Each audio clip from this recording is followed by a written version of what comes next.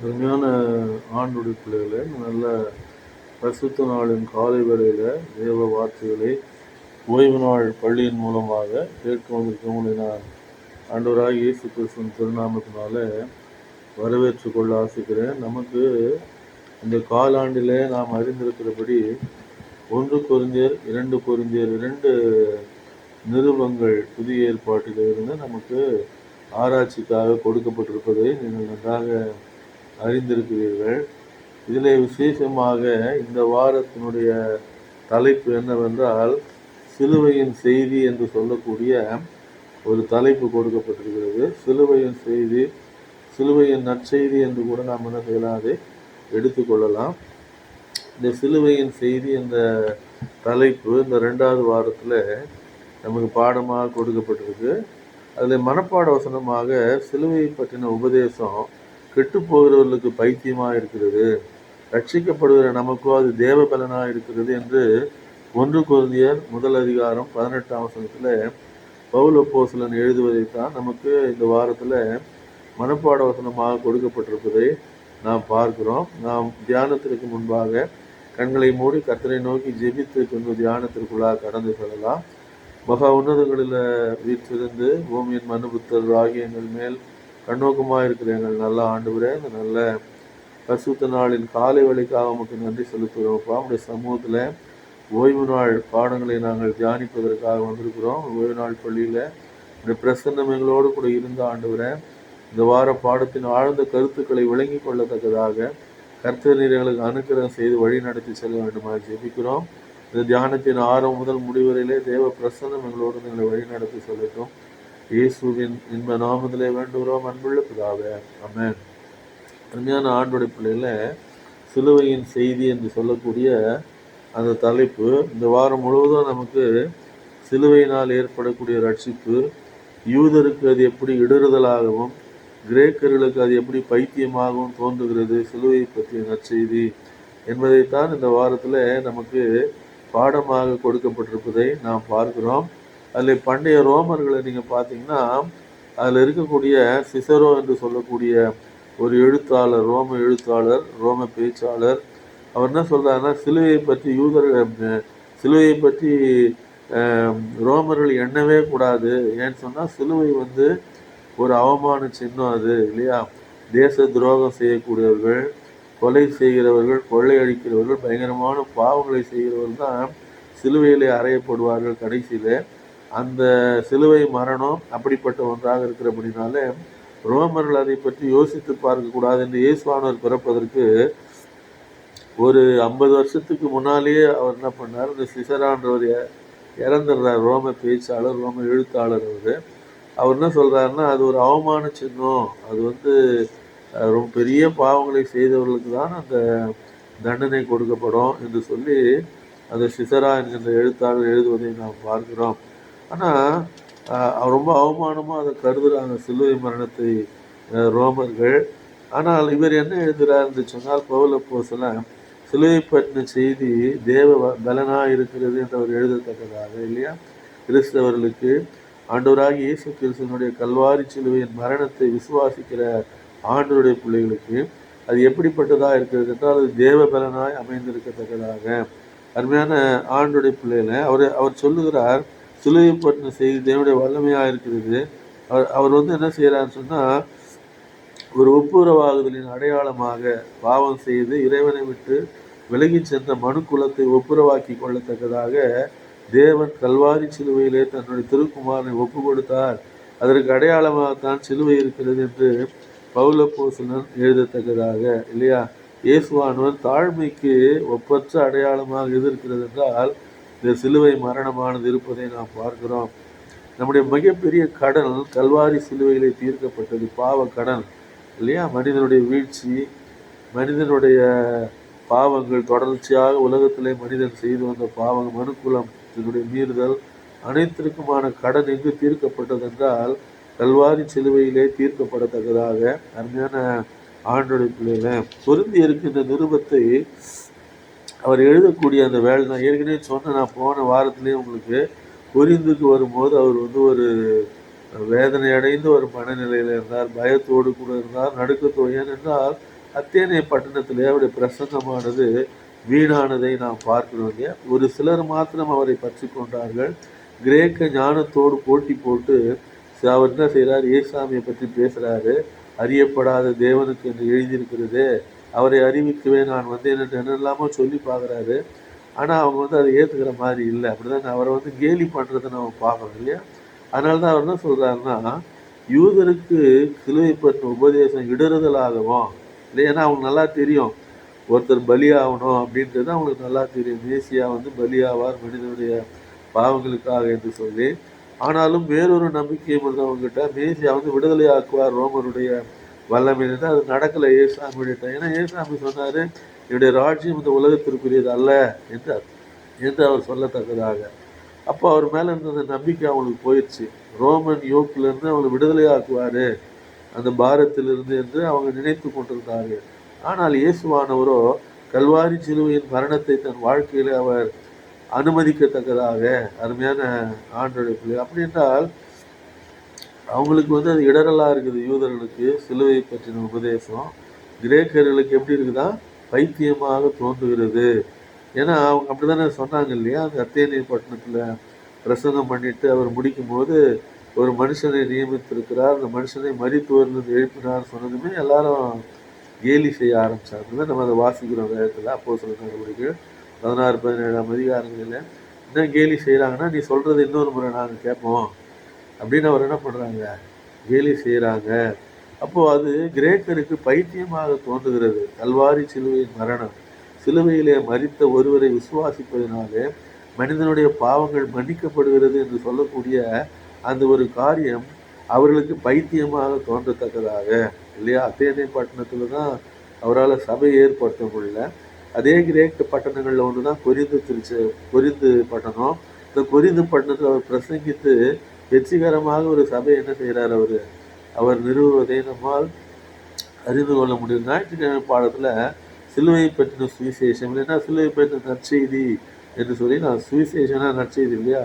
சுபம் என்றால் நல்லது, விசேஷம் என்றால் செய்தி.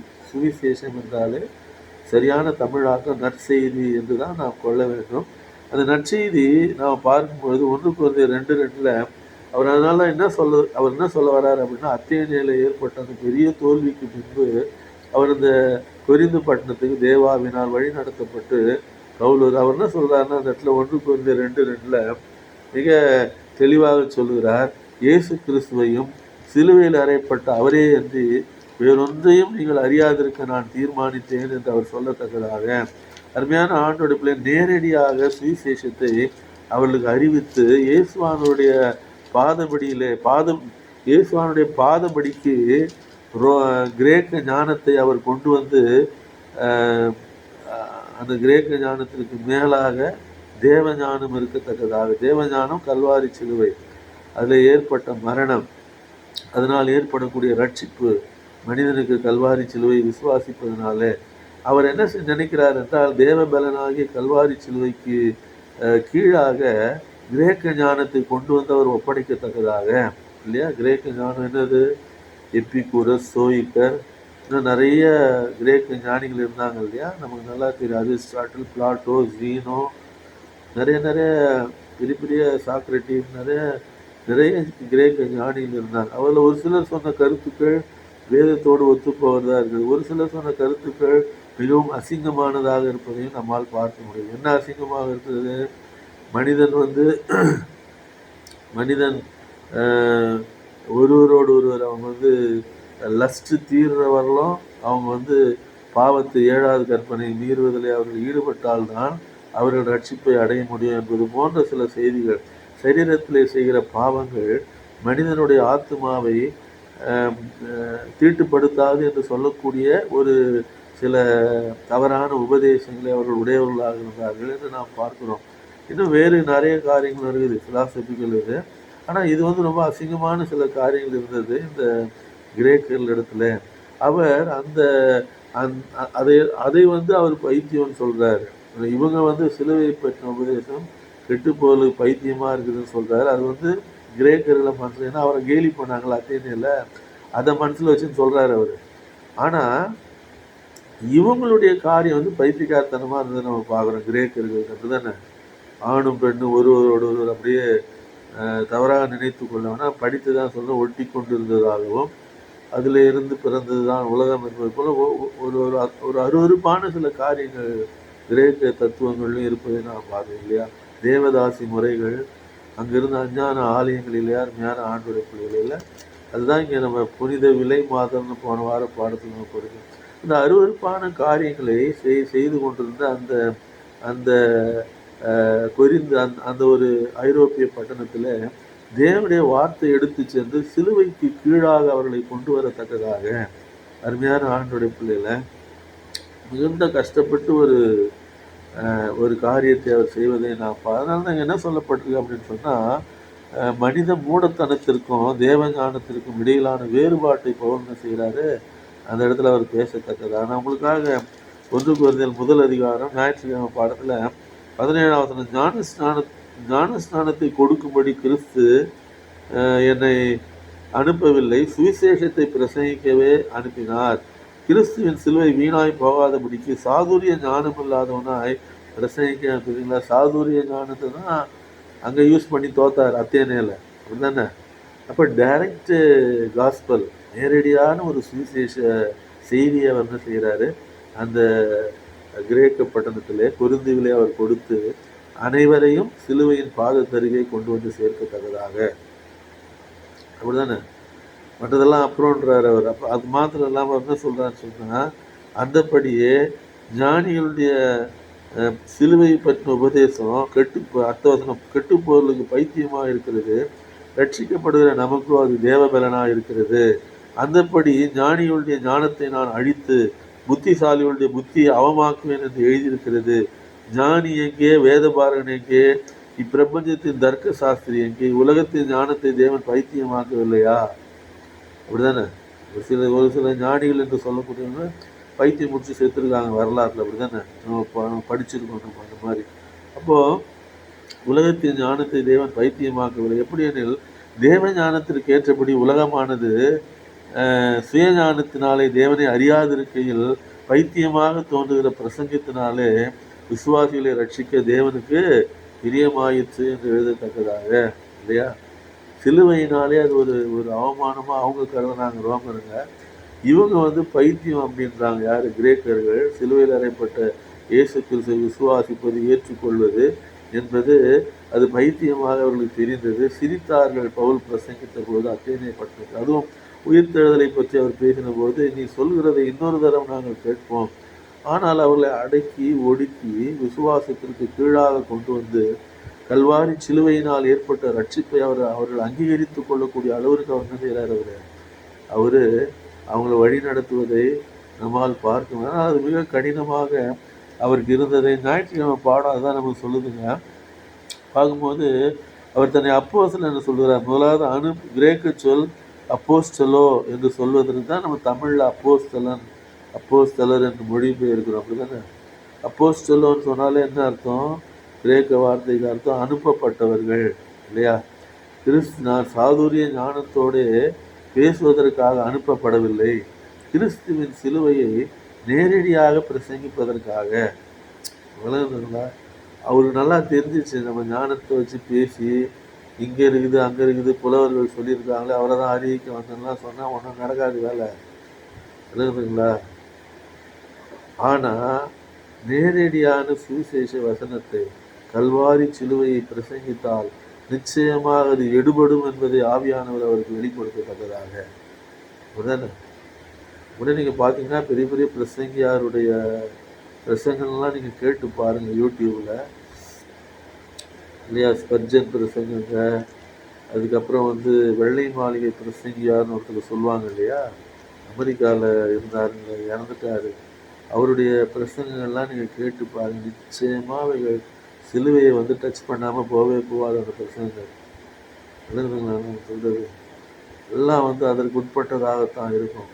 அவர் உலகத்தின் ஞானத்தை சிலுவைக்கு கீழாக கொண்டு வந்து சேர்க்கத்தக்கதாக அந்த கிரேக்க ஞானத்தை அருமையான ஆண்டுடைய பிள்ளைகளை அவர் எழுதுகிறார். அந்த இடத்துல அனுப்பப்பட்ட நான் என்று அவர் சொல்லி நான் சாதுரியமான வார்த்தைகளினாலே பேச நான் அனுப்பப்படவில்லை, கிறிஸ்துவின் சுவிசேஷத்தை. அதனால தான் அவர் சொல்றாரு, தோற்று போன அவர் அத்தேனையில் 2:2 அவர் எழுதுறது என்னன்னு சொன்னால், 1 Corinthians 2 மிக தெளிவாக பவுல் அப்போது எழுதுகிறார். அருமையான ஆண்டோடைய பிள்ளைகளை, இயேசு கிறிஸ்துவை மன்னிக்கணும். 2:1 சகோதரரே, நான் உங்களிடத்தில் வந்தபோது தேவனை பற்றிய சாட்சியை சிறந்த வசனிப்போடாவது ஞானத்தோடாவது அறிவிக்கிறவனாக வரவில்லை.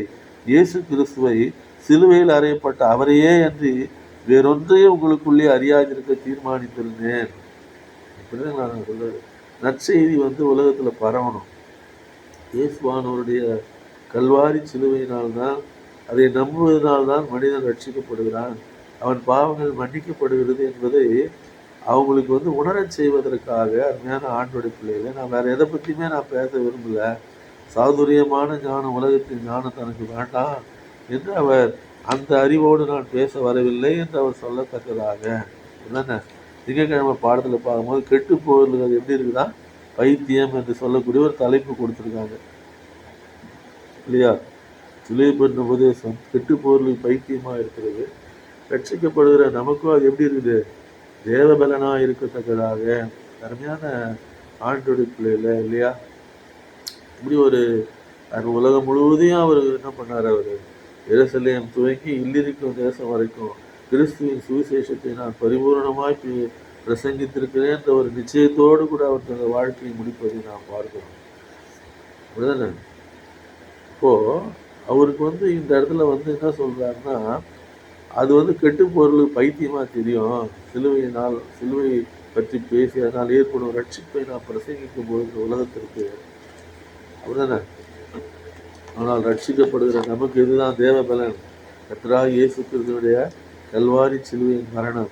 அதனால் மனிதனுக்கு ஏற்படக்கூடிய பாவ மன்னிப்பு இல்லையா, விசுவாசிப்பதனால் ஏற்படக்கூடிய பாவ மன்னிப்பு தான் மனிதனுக்கு என்னவா மாறுகிறது, தேவபலனாக அது மாறத்தக்கது. அது 1 நாம் அந்த வசனத்தை நாம் வாசிக்கிறோம். அதில் 31 வரலாம், 1 வரலாம்.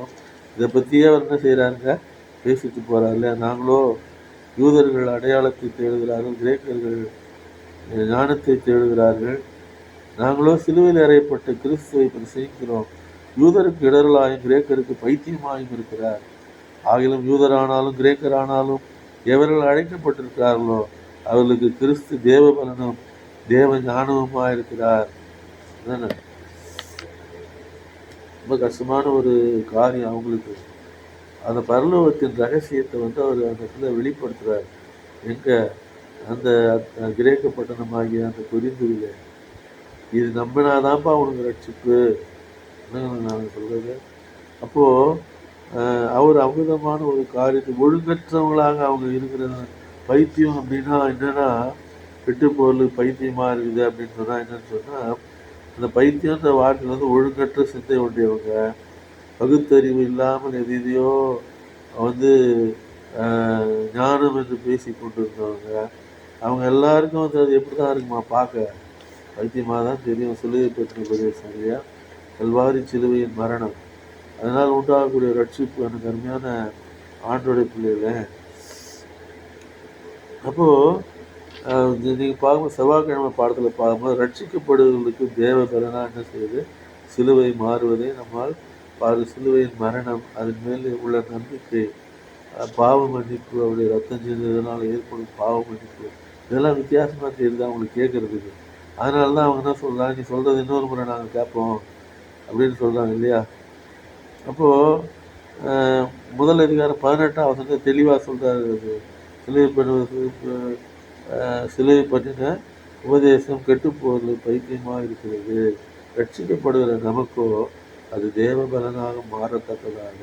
அருமையான ஆண்டோடைய பிள்ளைகளை, அவர் என்ன செய்கிறார்னு சொன்னால், அந்த இடத்துல மிக தெளிவாக பவுல் அப்போஸ்தலன் அந்த கல்வாரி சிலுவையினால் உண்டான ரட்சிப்பை அவர் பேசத்தக்கதாக.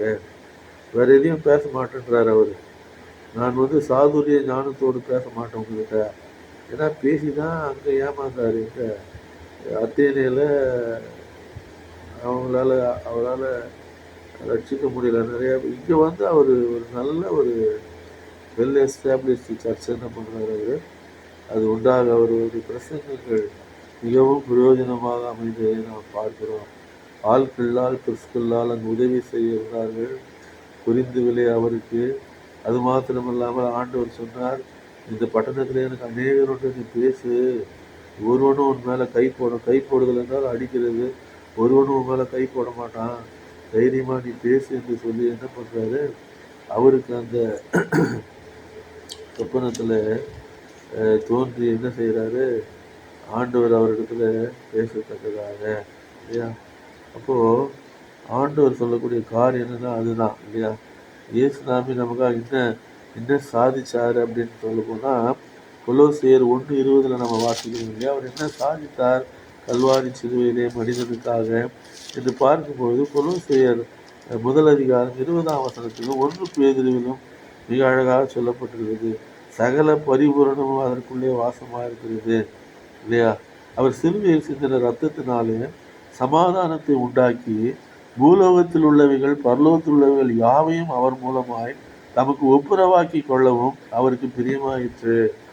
ஒப்புரவாகுதல் தான் கல்வாரி சிலுவையினுடைய மரணத்தின் அர்த்தம் இல்லையா.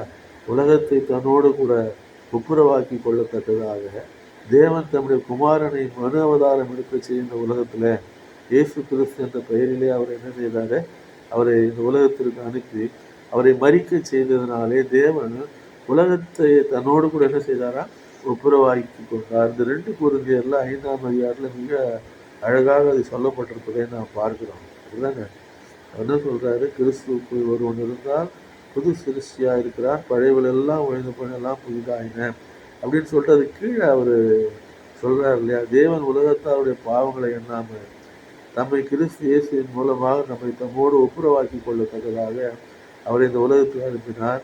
நாங்கள் ஒப்புரவாகுதலின் ஊழியத்தை பெற்றிருக்கிறோம், ஒப்புரவாகுதலின் உபதேசத்தை பெற்றிருக்கிறோம் என்று பவுல் என்ன செய்கிறாரு, அவர் எழுதுவதை நம்மால் பார்க்க முடிகிறது இல்லையா.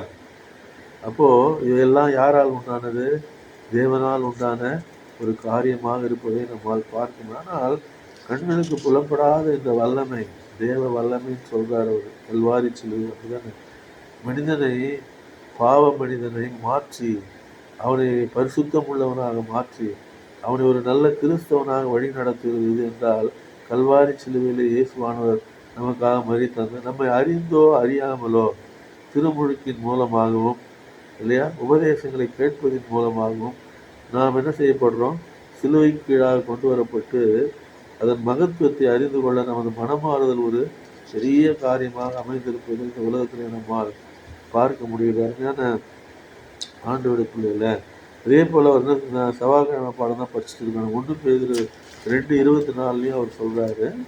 1 பேதுரு 2:24 என்ன செய்தது சிலுவைனா அங்கே சமாதானம் என்று நாம் பார்க்கிறோம்.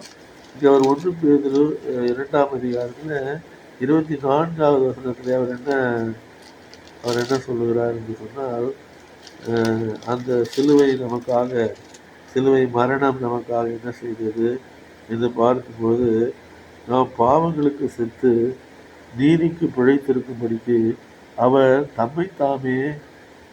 தாமே தமது சரீரத்தில் நம்முடைய பாவங்களை சிலுவையின் மேல் சுமந்தார், அவருடைய தழும்புகளால் குணமானியர்கள் என்று அவர் சொல்லத்தக்கதாக இல்லையா. பேதுரு இப்படி சொல்றதுதான் பவுல் ரோமர்ல என்ன எழுதுறாரு 8ஆம் அதிகாரத்தில் இல்லையா. நமக்கு நியாயப்பிரமாணத்தை மனுஷனால் நிறைவேற்ற முடியல, தேவன் தம்முடைய குமாரனை பாவ மாம்சத்தின் சாயலாக அனுப்பி பாவத்தை மாம்சத்திலேனா இயேசுடைய மாம்சத்திலே ஆக்கினைக்குள்ளாக தீர்த்தார்.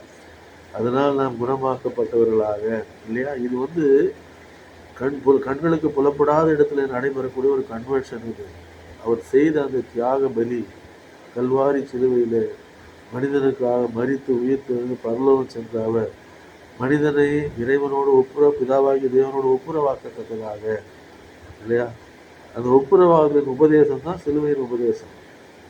சிலுவையை பற்றி நாம் சாட்சி எழுதும் நம்ம மனமாறுதல்கள் எல்லாம் சரிதாங்க. சிலுவை பற்றி பிரசங்கம் தான் புதன்கிழமை பாடத்தில் சிலுவையில் அறையப்பட்ட மேசியா இல்லையா.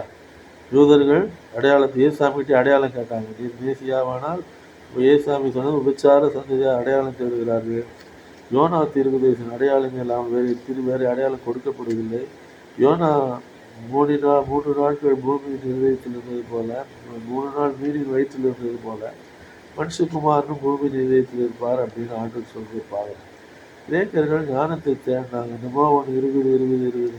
கடைசியில் பார்த்தா ஒன்றுமே இல்லை. ரொம்ப அசிங்கமான சில ஸ்தோயிக்கர் எப்பிக்கூரெல்லாம் பார்த்தீங்கன்னா ரொம்ப ஒரு தவறான ஒரு இதெல்லாம் வச்சுருக்காங்க. சரீரத்திலே செய்யக்கூடிய பாவங்கள் மனிதனுடைய ஆத்மாவை தீட்டுப்படுத்தாது என்று சொல்லக்கூடிய அளவுக்கு இங்கே ஒருத்தர் இருந்தார் தெரியுங்களா? இங்கே ரஜினீஷன் ஒரு சாமியார் இருந்தார். ரஜினீஷ் சாமியார் கடைசியில் அவரும் அதே போல் தான் கொள்கை. அவங்க உபதேசம்லாம் என்னென்னா, சரீரத்திலே நீ உன் ஜீவ சக்திகளை அழிக்கத்தக்கதாக எவ்வளோ தூரம் நீ 7வது கற்பனையை மீறுகிறாயோ அப்புறம் தான் நீ தூய்மை ஆவியான். சரீரத்தில் இருக்க பலன்லாம் போனால் செத்து போயிடுவான். கடைசியில் தூய்மையெல்லாம் ஆக முடியாது. அதே எப்படி தூய்மை ஆக முடியும்? இஷ்டத்துக்கு பாவம் செஞ்சு தூய்மை ஆக முடியுங்களா? அதே போல் இங்கே இன்னொரு சாமியார் இருந்தார். வேற ஒரு நாட்டில் போய் ஒரு நாட்டையே வாங்கிட்டார். ஒரு தீவை வாங்கி ஒரு நாடாக மாற்றிட்டார். அவர் அப்படிதானே? அவர் பேர் என்னது? நித்யானந்தாவா? நித்யானந்தான்னு இவங்கெல்லாம் இந்த 7வது கற்பனையை மீறுவது சரியானது. உன் ஜீவ சக்திகள்லாம் அழிக்கப்பட்டாதான் ஒரு மனிதன் ரட்சிப்பை பெற முடியுன்ற மாதிரியான ஒரு தத்துவத்தை உடையவங்கலாம். எப்பிக்கூரஸ் ஸ்தோயிக்க இல்லை, ஞானத்தை தேடினாங்களாம். அதுதானே கடைசியில் நீங்கள் பார்த்தீங்கன்னா அந்த ரஜினீஷன்ற சாமியாரை சொல்கிறாங்க. உண்மை என்னன்னு தெரியல. அவர் எய்ட்ஸ் இறந்துட்டார் அப்படின்றாங்க. நமக்கு கரெக்டாக நம்ம சொல்ல முடியாது. ஆனால் அப்படிப்பட்ட ஒரு தத்துவம் அவங்களுடைய தத்துவம் வந்திருக்கலாம். ஒரு காலம் அந்த வாய்ப்பு இருக்குது. அதுதானே. ஆனால் பவுல் சொல்லுகிறார் இந்த இடத்துல, நாங்களோ யாரை பிரசங்கிக்கிறோம்?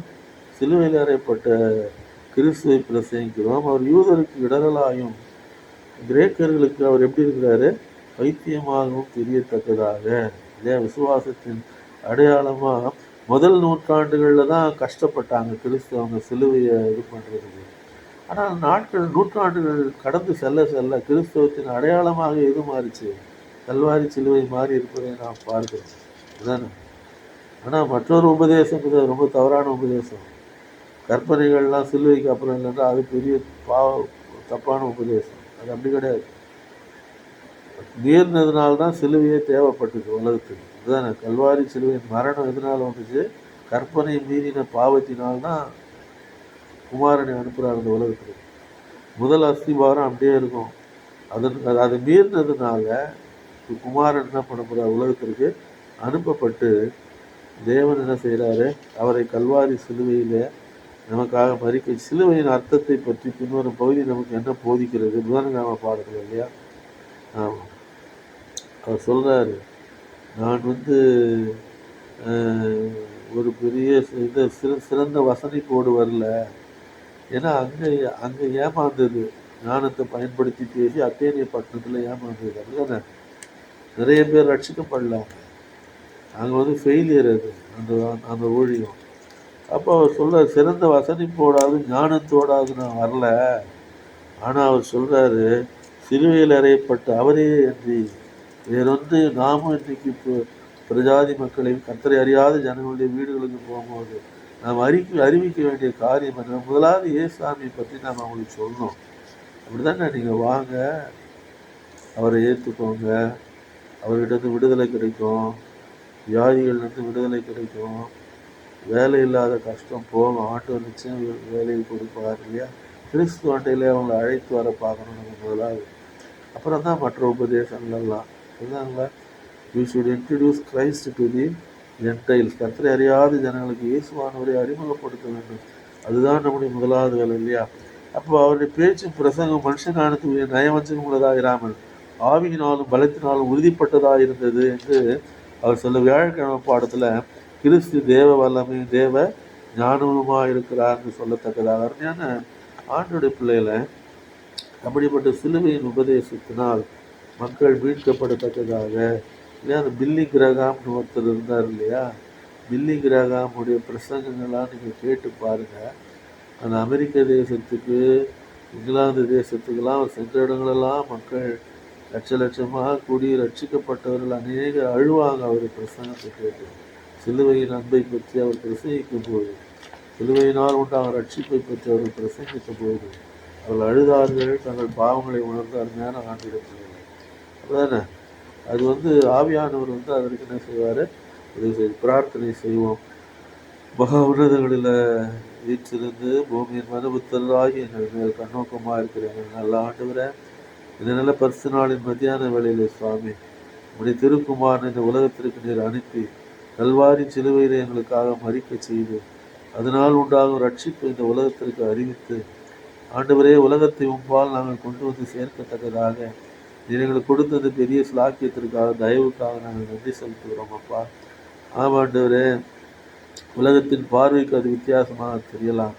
ஆனால் கண்களுக்கு புலப்படாத இடத்திலிருந்து நீ செய்த அந்த காரியமானது எங்களை பாவத்திலிருந்து மீட்டெடுத்து ஆண்டவரே உடைய பிள்ளைகளாக மாற்றி உலகத்தை உடைய பாவத்திலே கொண்டு வந்து சேர்க்க உதவி செய்கிறபடினால அது எங்களுக்கு தேவபலனாய் மாறத்தக்கதாக கர்த்தருடைய கரம் எங்களோடு கூட இருக்கட்டும் அப்பா.